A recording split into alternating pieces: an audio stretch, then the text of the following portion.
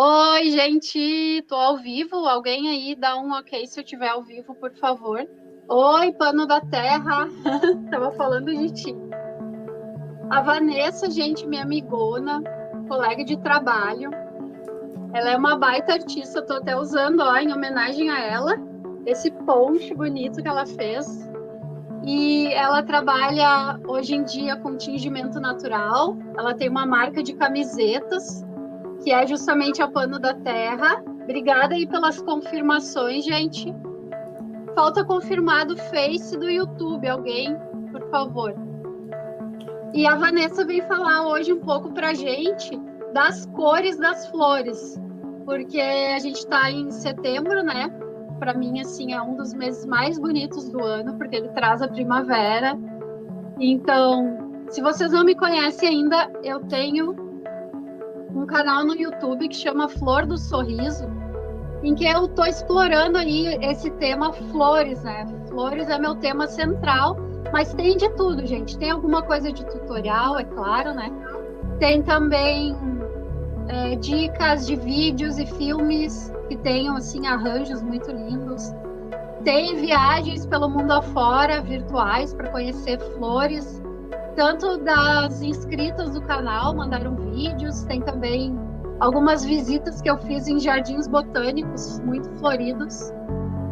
Está ok nas 3 plataformas, olha que legal. Então, acho que eu vou chamar minha convidada. Posso, convidada? Então, vou chamar a Vanessa. Antes de chamar, vou dizer que a Vanessa faz um trabalho super lindo, como eu estava falando, né? Então, eu super recomendo que vocês sigam ela também em todas as plataformas. Ela está com o nome de Pano da Terra. Depois ela pode falar também sobre o workshop muito lindo dela, que vai começar em breve, de tingimento natural. Então, para quem tem assim, alguma ideia de fazer um produto diferenciado, de moda sustentável de verdade, segue ela. Então, Vanessa, eu vou deixar tu te apresentar e falar um pouquinho do teu trabalho. Bom, então bom dia, seguidores aí da Fê. Muito obrigada pelo convite, fiquei bem feliz. Eu sou a Vanessa, sou fundadora da Pano da Terra, sou engenheira agrônoma. Então, a Pano da Terra hoje ela tem um trabalho de divulgar o tingimento natural, ensinar o tingimento natural e principalmente no sentido assim de usar espécies locais, valorizar plantas nativas, obviamente o uso não predatório de plantas nativas, o uso de resíduos vegetais, estimular a geração de renda através da compra dessas matérias-primas tintórias de agricultores, então, né, de matérias-primas invisíveis, digamos assim, que não teriam saída ou não gerariam renda para esses agricultores se não fosse por essa via, né, de tingimento, tá?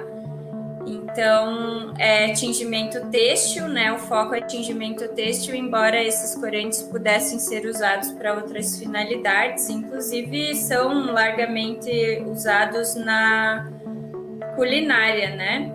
Como corantes aí na culinária, porque são, então, naturais e por isso comestíveis, né? Estão presentes, inclusive, em muitos vegetais comestíveis ou em punks, né? Plantas comestíveis não convencionais, plantas alimentares não convencionais, enfim. E depois eu até vou dar um exemplo bem legal de flor, de uma flor comestível e falar o que colore ela e as propriedades aí para nossa saúde, inclusive. Eu vou aproveitar agora o momento que tu falou aí nesses outros usos do tingimento natural e eu tenho uma pergunta para te fazer sobre isso, assim, antes da gente entrar no assunto de hoje propriamente dito. Tu falaste em um dos teus vídeos que dá para usar até em papelaria. E aí eu fiquei pensando, puxa, mas sempre que eu vejo assim a Vanessa, os trabalhos dela, é sempre assim um caldo, tipo um caldeirão de bruxa, né? Fica bem líquido, né? Esse material que vai ser usado para tingir. E aí, como é que faz para usar em papelaria? Tem algum engrossamento que se faz? Como é que faz?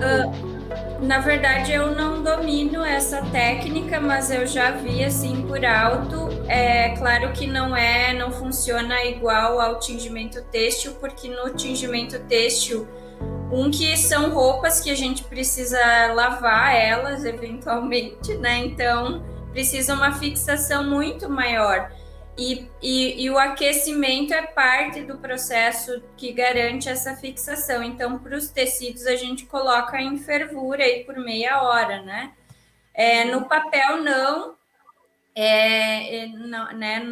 Na água, obviamente, não vai ser na água fervente, mas a gente mergulha por um período bem mais breve o papel nessa solução, né? Aquosa com o corante, tá? Mas como o papel é algo que depois que secar não vai ser, né, umedecido novamente, então essa fixação ela não precisa ser da forma que é no tecido, que vai passar por lavagens, né?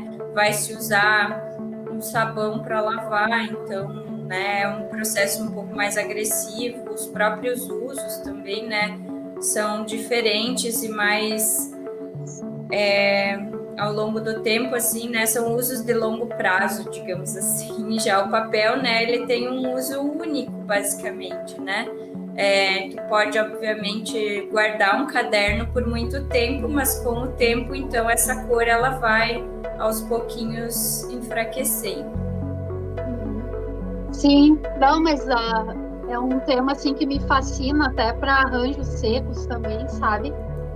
Mas a gente vai conversando mais, com certeza, vai ter mais oportunidades de a gente trocar ideia.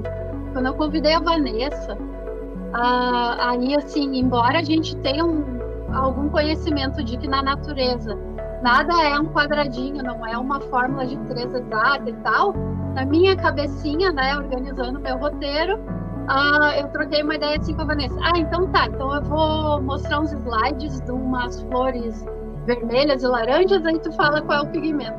Aí eu vou mostrar umas flores vermelhas e aí tu fala qual é o pigmento. E aí a Vanessa, não é bem assim, né? É toda uma outra lógica, né? Muito diferente, né? As coisas da natureza do que o quadradinho que o homem quer colocar. Então, só aqui, né?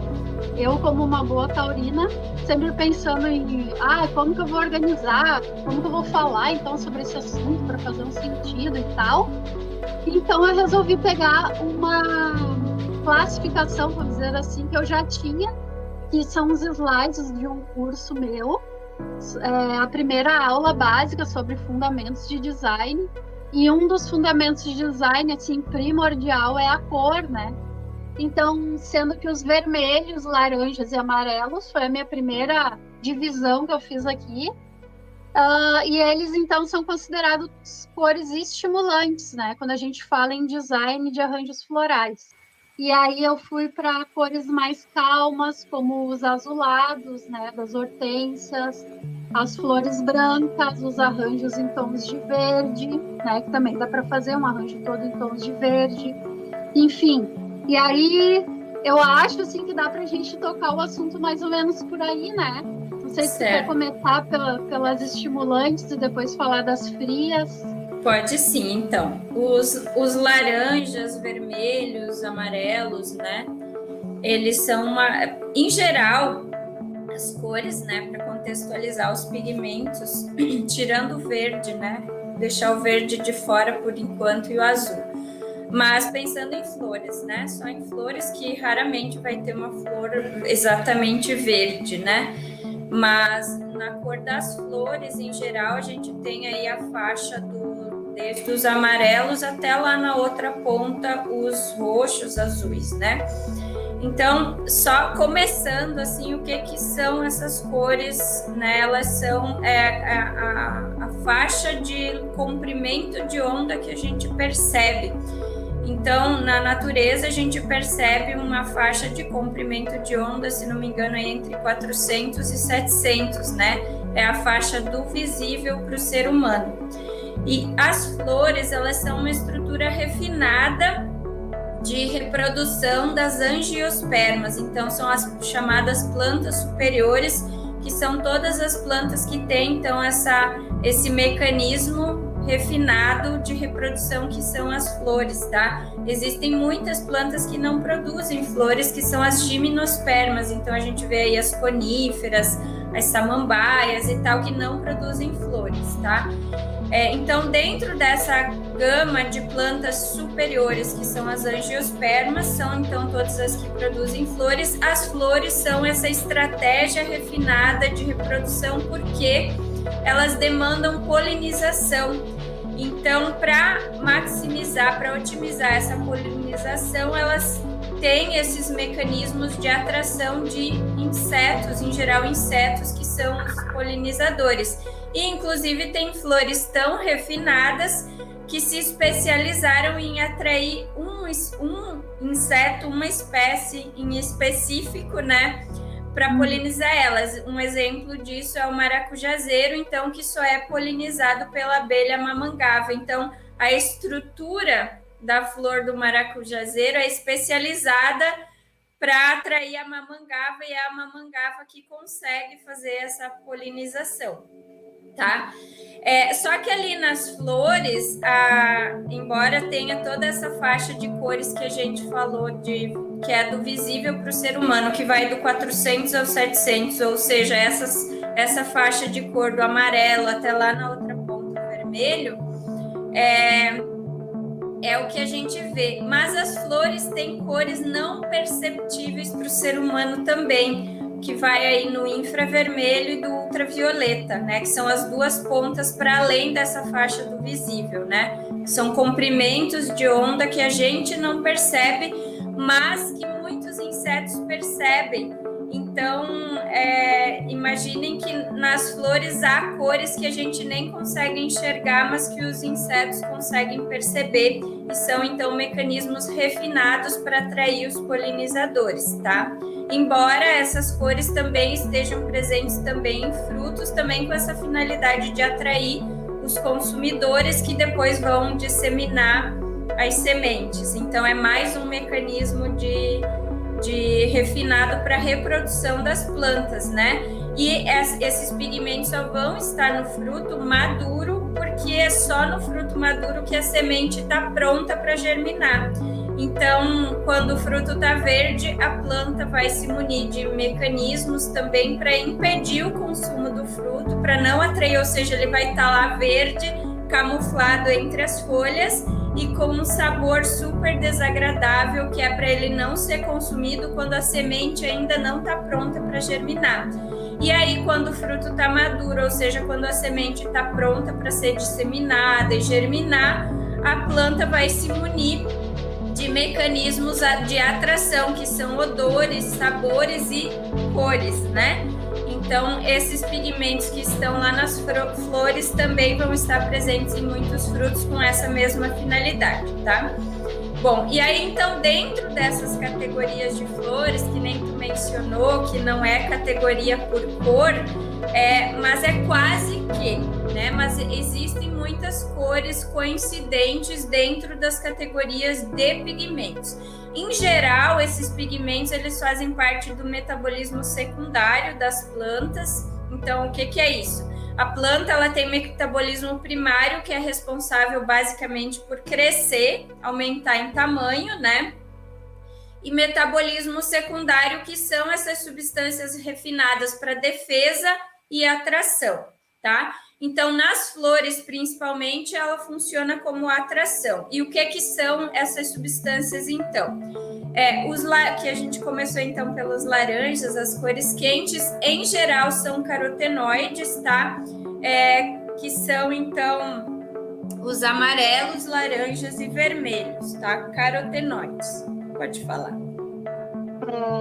Falando de carotenoides, eu lembro direto de cenoura, né? E uma pergunta, o açafrão da terra, aquele que a gente rala e depois fica com os dedos tingidos vários dias, também seria um carotenoide? Sim, tem em pó aqui que eu uso para tingir. Então, nas flores, os carotenoides não são tão comuns, mas aí um exemplo que eu trago aqui de flor que tem carotenoide é a capuchinha. Então, o laranja da capuchinha é carotenoide, tá? Mas os carotenoides não são tão comuns. A categoria mais comum na cor das flores são os flavonoides, que aí é outra categoria, tá? E dentro dos flavonoides é que a gente tem a maior gama de cores. A principal delas são antocianinas, que aí a gente parte do vermelho até o roxo, vermelho, azul e roxo. Então são antocianinas. E existem alguns flavonoides amarelos, que então são flavonas, se não me engano, chalconas, que eu encontrei. Mas a maioria dos flavonoides, então, são essas variações de vermelhos, roxos e azuis. Mas aí, o que seriam cores coincidentes entre flavonoides e carotenoides? O laranja, então a gente tem laranja mais comum de carotenoides, e alguns amarelos, então, e vermelho, principalmente vermelho, a cor mais coincidente é vermelho, só que aí na categoria de flavonoides, o vermelho são antocianinas e o vermelho é largamente presente, então, em carotenoides. Pode falar. Só dá um tempo falar aqui para o pessoal do Insta que está me ouvindo, mas não está te ouvindo, que vão lá para o YouTube Flor do Sorriso ou no meu Facebook Fernanda Floral Designer também, que a Vanessa está aparecendo e tá dando para ouvir. Mas pode continuar. Depois a gente vai falar também sobre um vídeo que a gente fez para o teu canal, né? Uma live, em que tu me convidou para a gente falar das hortênsias, né? Que a hortênsia tem um segredinho. Vamos ver que horas a gente tem. Daqui a pouco vamos falar já da hortênsia, né? Que é bem interessante também. Isso aí. E só para falar aqui do comentário da Daisy, ela colocou, são muito espertas essas plantinhas, né? E realmente, assim, a gente fica fascinado, né? Tendo essas conversas, assim, me revive mesmo a ideia, assim, agora eu entendo de novo porque que eu fui estudar agronomia, né? E também biologia, fascinante, assim, essa área das ciências naturais. Isso. Mas tu quer falar mais um pouquinho antes da hortênsia? Sim, então, já chego na hortência justamente porque esse e naturalmente acabar chegando nela. Então, é difícil falar da cor das flores sem a gente extrapolar para outros vegetais, como tu falou, cenoura, a cúrcuma, o açafrão da terra. Por exemplo, isso tem muita relação com a nossa saúde. Então, quando vocês escutam que o tomate, o morango, a uva são anticancerígenos, consuma frutas vermelhas para retardar o envelhecimento, né? Então, isso também vale para flores comestíveis, porque esses pigmentos vão estar lá, tanto carotenoides quanto antocianinas, porque como é que funciona então esse metabolismo, esse mecanismo assim que nos auxilia? Os carotenoides, eles não são produzidos apenas por plantas, tá? Existem animais que produzem, então a gema do ovo é carotenoide também, mas já as antocianinas é específico de plantas, né? E aliás, pode ter não é específico de plantas, acho que tem também alguns fungos e bactérias que podem produzir, mas é mais restrito. Mas como que se dá, então, esse processo? Lá nas plantas, além de atração, os carotenoides e antocianinas são como se fosse o protetor solar natural das plantas, né? Daquele tecido da planta. Então, ele recepta os raios UV e queima, né? Eles são fotossensíveis, eles queimam. Esse processo de eles queimarem está protegendo a planta. A mesma coisa, eles também oxidam, são facilmente oxidáveis. E ao oxidar, então, eles estão pegando para si esse oxigênio e combatendo os radicais livres no lugar da tua célula, tá?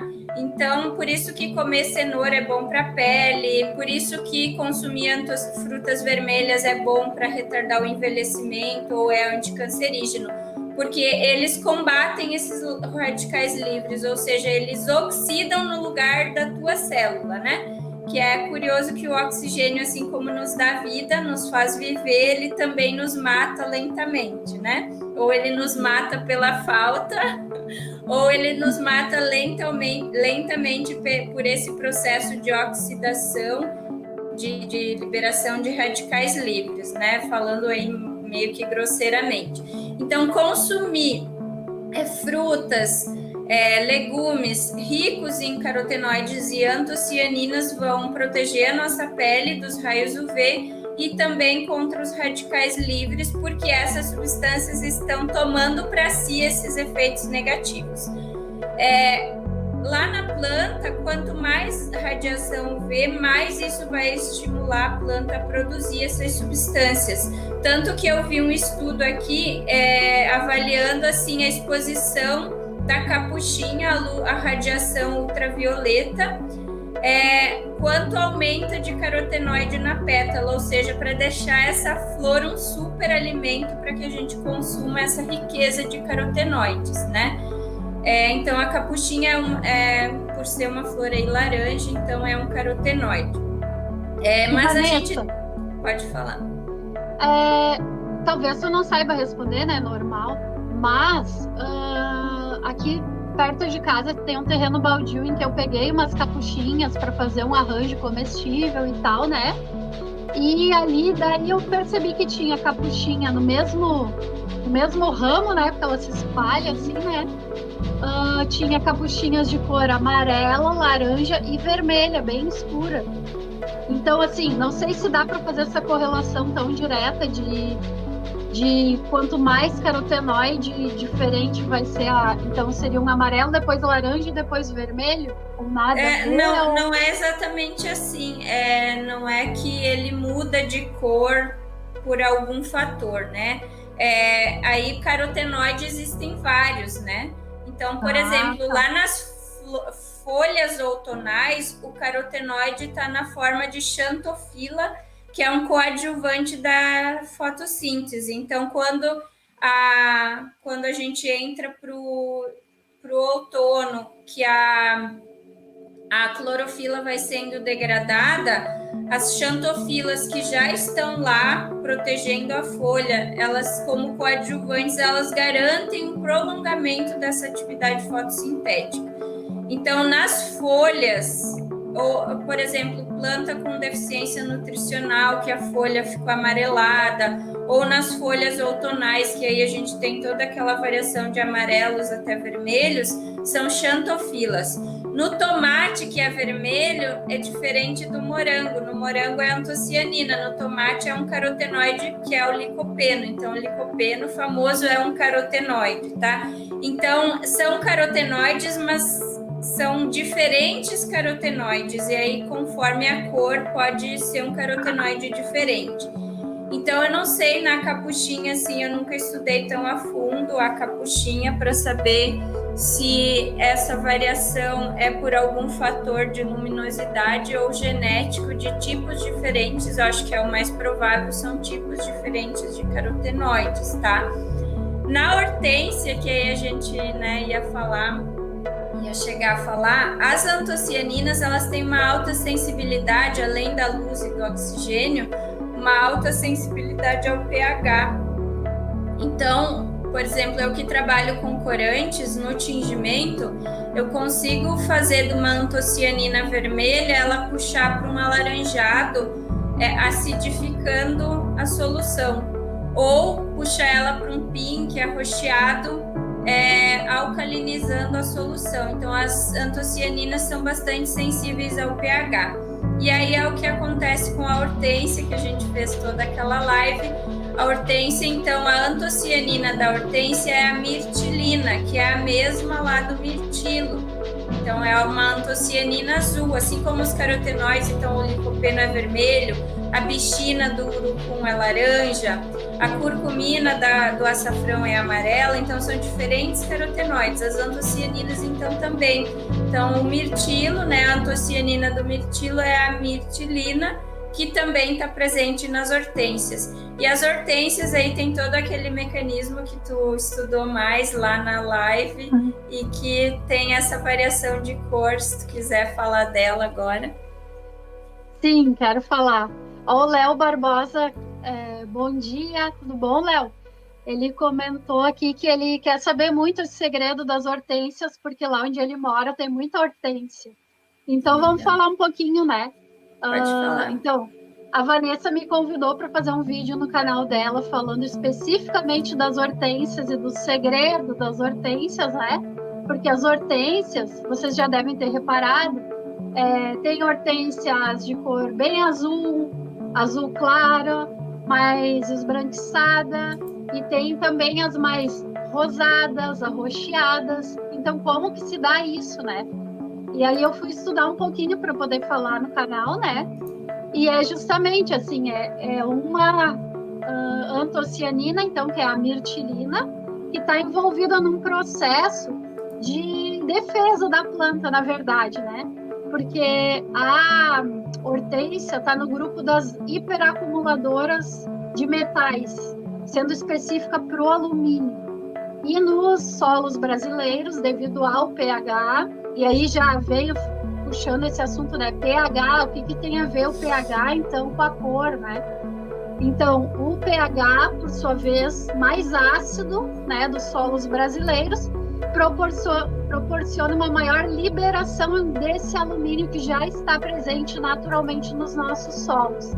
E aí, a correlação com a planta, né?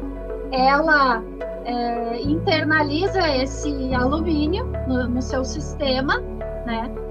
E para se proteger desse alumínio, para não se tornar um elemento tóxico, ela faz um quelado, que é tipo uma capinha bioquímica envolvendo alguns elementos, entre eles a mirtilina.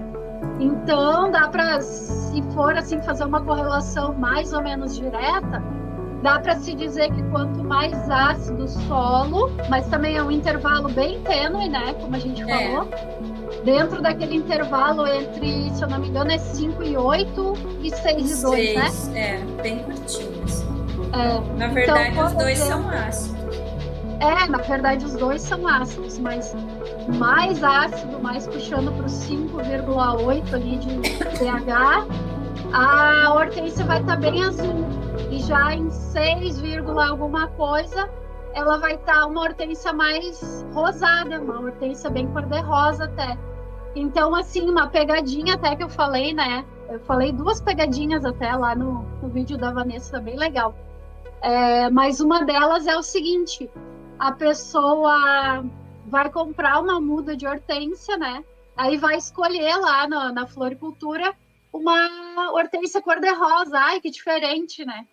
E aí, quando ela planta no jardim dela, vai acontecer com o passar do tempo, né? Por causa desse mecanismo aí que a gente mencionou, mais alumínio, mais mirtilina, ela vai acabar ficando azulada.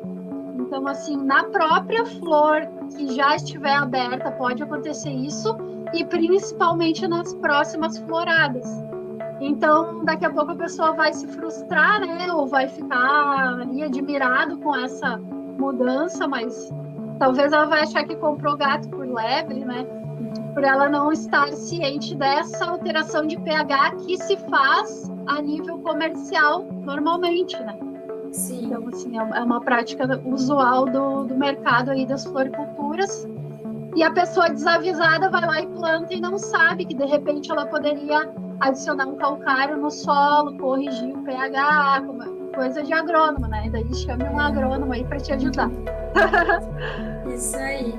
Bom, então é isso. É um testezinho bem bacana que dá para fazer. Inclusive, mais cedo tu falou do meu workshop, né?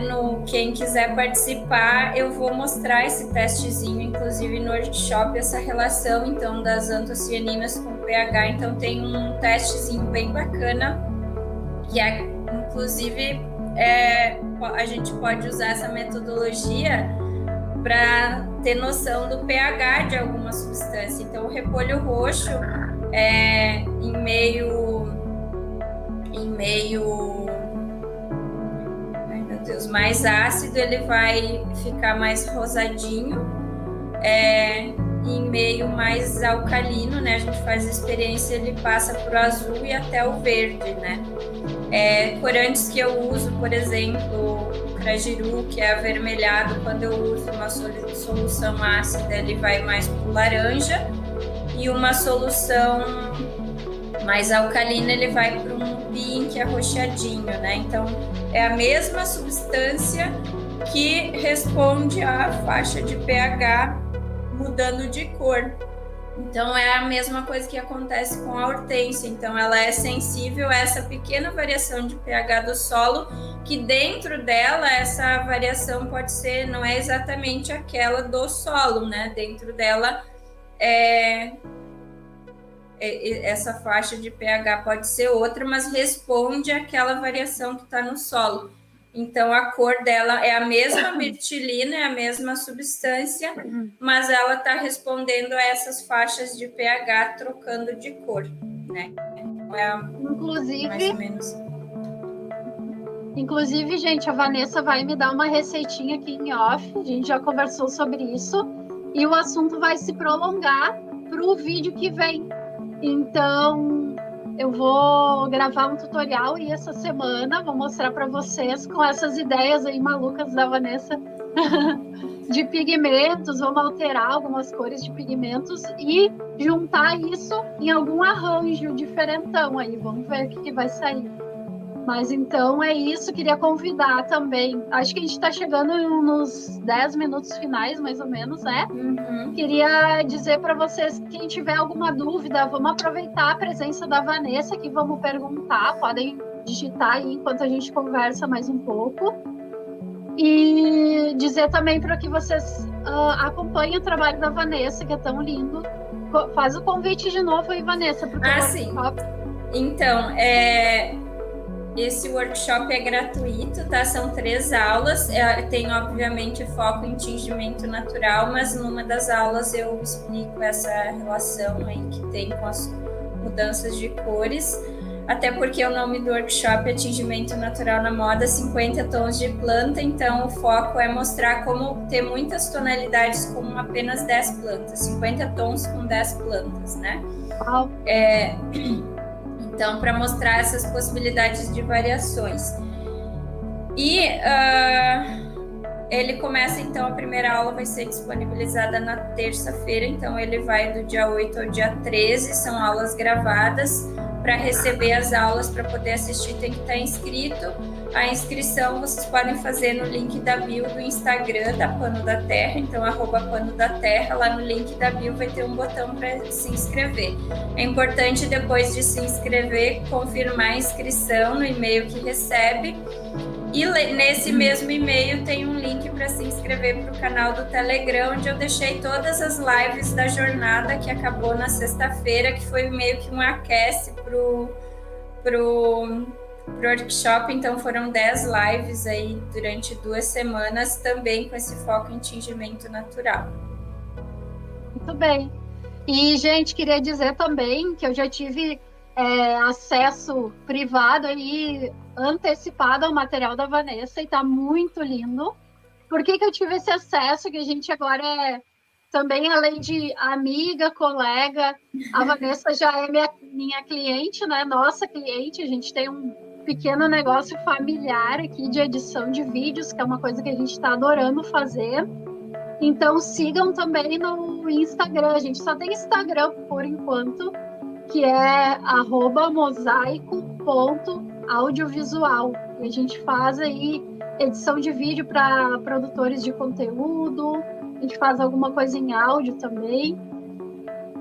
O Léo tá perguntando, ele vai participar, ele tá perguntando que horas que vai ser, como que vai ser isso. Então, Léo, obrigada aí pela pergunta. Acho que tu deu bom dia lá no começo. Não, foi outro Léo. Bom dia, então, porque eu não estava vendo os comentários até agora que eu catei aqui, finalmente. Bom, então, não tem, assim, tu assiste como são gravadas, tu assiste no horário que tu quiser, né? Então, a primeira aula vai ser liberada na terça cedinho e o link para assistir vai para o teu e-mail, tá? Então, tu vai assistir no horário que tu preferir. Na quarta-feira vai a segunda aula e na sexta a terceira aula.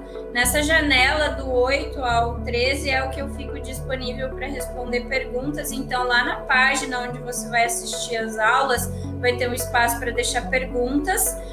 Também vai ter a comunidade do Facebook, que é criada só para o workshop, para todo mundo trocar ideia ali das aulas. E eu vou fazer 2 lives, pelo menos 2, mas eu acho que vou fazer uma extra provavelmente, mas uma live na quinta e uma no domingo com certeza, sempre às 19 horas, para responder então dúvidas sobre o workshop, tá? Mas principalmente lá na própria página do workshop tem espaço para deixar perguntas e eu vou estar essa semana então que o workshop acontece disponível aí para tirar todas as dúvidas sobre as aulas, mas você assiste no horário que preferir, tá? E aí vai ter essa live, principalmente na quinta, às 19 horas, para tirar dúvidas sobre as 2 primeiras aulas, né? E no domingo sobre a aula da sexta, certo? Acho que é isso. Certo. Então, não perde se você gosta do conteúdo, né? E que tem tudo a ver, né, com os dias atuais, assim, não dá mais para manter essa indústria do jeito que tá, né? E com certeza o Léo vai ter muito a acrescentar também, né? Por ser cacique de uma aldeia indígena, onde se faz artesanato muito lindo. Então vai ter uma troca muito linda, com certeza, se ele participar, né, Léo? E dizer para vocês aí que não estão inscritos ainda no meu canal, gente, se inscreve. É o Flor do Sorriso no YouTube, tá? Tô com a meta de crescimento aí, quero meus milzinhos, mil inscritos, né? E sigam também a Pano da Terra. Como é que é teu canal no YouTube, Vanessa?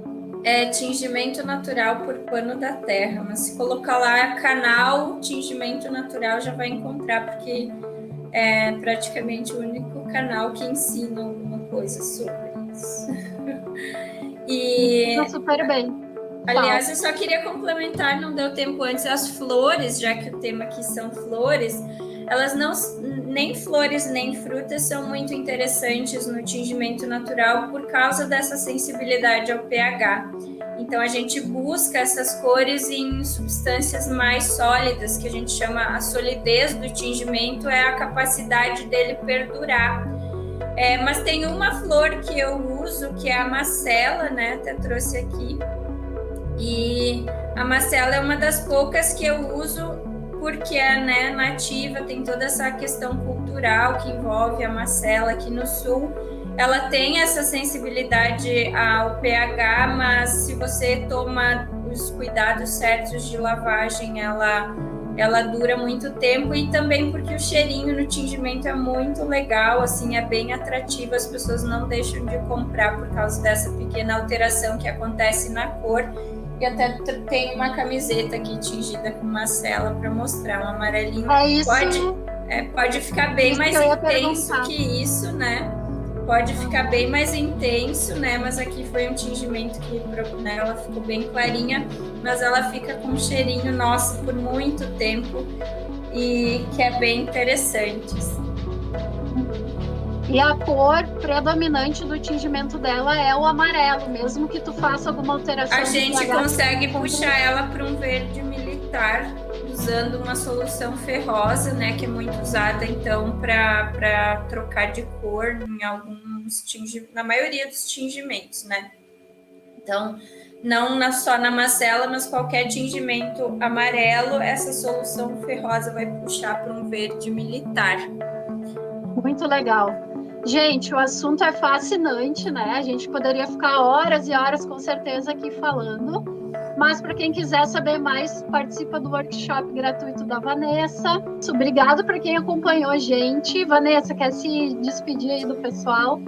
Então, obrigada a todos, obrigada, Léo, aqui, que vai procurar lá e acompanhar. Certamente vão ser mais trocas do que ensinamento, né? É uma via de mão dupla isso, né? Eu sei que vocês trabalham muito com corantes também, aí, naturais, nas cestarias, né?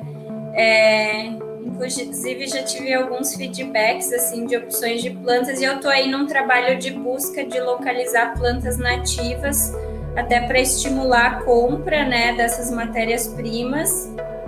Inclusive, se vocês tiverem materiais para comercializar e, enfim, para vender a matéria-prima tintória, é claro que naquela lógica de exploração sustentável, não predatória, né?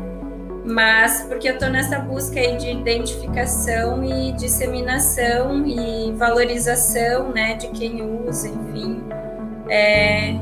Então, certamente muitas trocas aí são possíveis e agradeço a presença. Obrigada pelo convite, Fê. A gente que agradece e é isso, assim, eu queria dizer que eu sou muito fã do teu trabalho, é muito legal ver alguém se preocupando com os mínimos detalhes, isso é muito inspirador para mim, sabe? Porque eu também, na indústria, assim, da floricultura, a gente usa também muito material que não é reciclável, né? Então, assim, eu estou buscando sempre desconstruir isso, né? Então, assim, teu trabalho é realmente inspirador. E obrigada a todo mundo que acompanhou. A gente se vê em breve. Vai ter mais algumas lives agora em setembro, mais uma pelo menos. E semana que vem, então, no canal Flor do Sorriso, vai ter um tutorial que vai ser a continuidade dessa nossa conversa de hoje, tá bom? Beijo a todos e até mais. Bom domingo. Até, tchau. Tchau, tchau.